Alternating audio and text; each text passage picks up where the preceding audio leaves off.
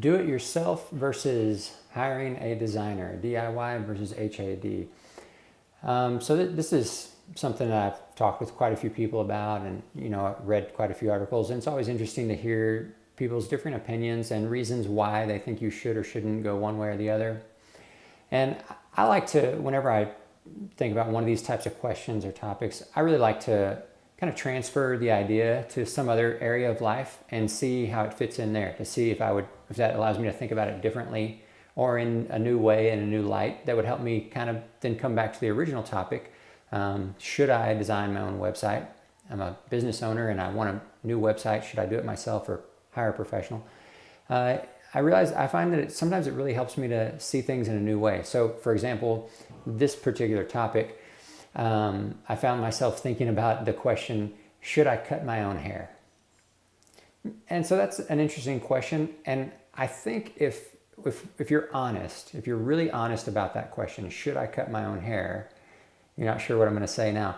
If you're honest, I think that you would have to admit sometimes the answer to that question is yes. Sometimes you should cut your own hair. Sometimes, in fact, that is the better option. Rather than go pay a professional to cut your hair, you should do it yourself. So when would some of those times be? Well, me, for example, I have 4 boys. They're pretty young boys. The youngest one is 4 years old. Well, his hair is pretty messy all the time, whether it's cut well or not. And we have 4 boys. So if we take all 4 of them to the barbershop even, which is inexpensive, it can cost us quite a bit of money. My wife, she doesn't mind cutting their hair. They don't care if she cuts it. And honestly, you can't tell the difference one way or the other. So in that case, cutting your own hair sounds like a pretty good idea. Another example is myself personally, when I was in college, there was about a year during college when I kept my head totally shaved, just shaved as close as I could get it. Well, at that time, I could go to the barbershop or the salon and get my head shaved every 2 weeks, and it would cost me like 15 or 20 bucks. Or I could go to my friend's house and he had some clippers. He could shave my head in 10 minutes for free. So again, it made sense to do it myself. Now, on the other hand, let's say that you are about to get married. Maybe you're a female, a girl, you've been dreaming of this wedding your whole life, or a guy for that matter, you're getting ready to get married, you want to look your absolute best. So probably not the best time to cut your own hair. Or if you have reason to believe that having a nice haircut can actually help you make money. For example, someone who's trying to be a model, or in the fashion industry, if you're going to get some new headshots taken, you want to have your hair looking its absolute best. So you're probably going to be willing to pay a premium for a really good styled haircut that's going to make you look good in those headshots and help you then make money as a model. So that's how I kind of think of it. And that when I think in those terms, it really helps me realize, okay, for a website and for design, there really is no just pat answer across the board that works for everyone. And so actually what I realized is there's kind of a whole gamut of identifiers, of qualifiers that we need to look at when we decide, is it a good idea to design my own website, to do it myself, or to hire a professional? What I want you to do is think of this as a continuum or a spectrum. So on one end, you have the DIY, do it yourself. On the other end, HAD, hire a designer. And depending on where you fall on that spectrum, that can help you decide if you should, in fact, do it yourself or if you should hire a designer. So the obvious question is, how do you know where you currently land on that spectrum? Well, let's look at a few things that will help to either push or pull you to one end of the spectrum or the other. So on one end, the do-it-yourself end, we've got no money. So if you have no money to spare to pay a designer, then that's going to pull you or push you towards the do-it-yourself side. I strongly recommend that people do not go into debt to pay for a website. If you don't have the money to pay for it up front, then it may not be a good idea for you to do that. Or if you're just starting out, it's a brand new business, maybe a brand new product or idea, you're just getting started offering these services, and you're a brand new company, that's going to pull you closer to the do-it-yourself.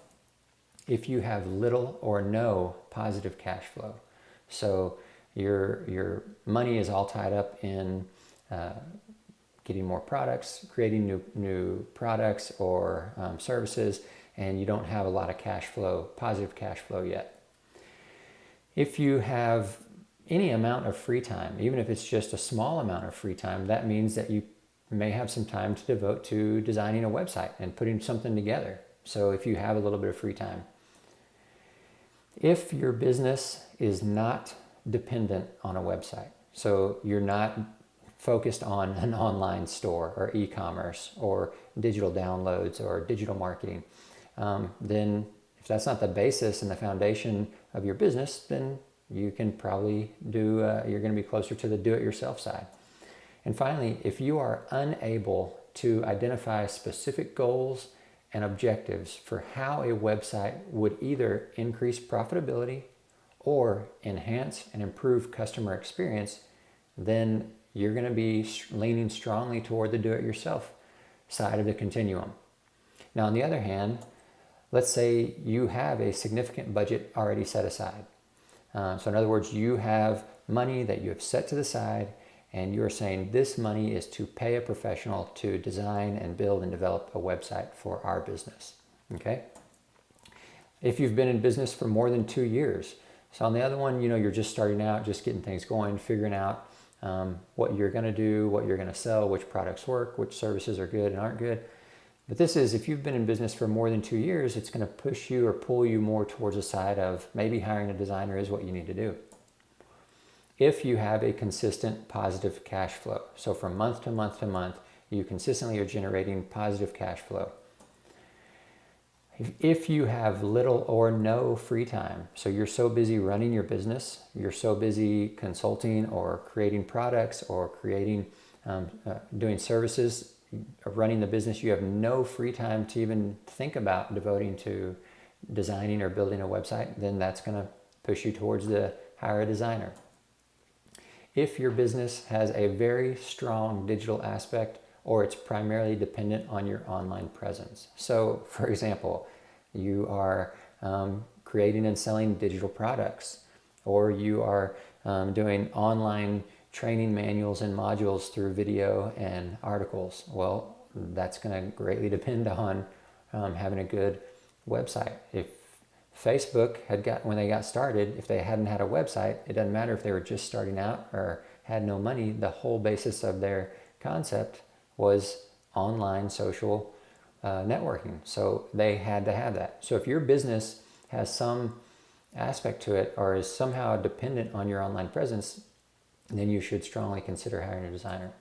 And finally, if you are able to clearly identify and articulate specific needs that you have for a website that will either increase profitability, drive sales, or enhance customer experience, then you're going to be pushed and pulled to the end of the spectrum that is hire a designer.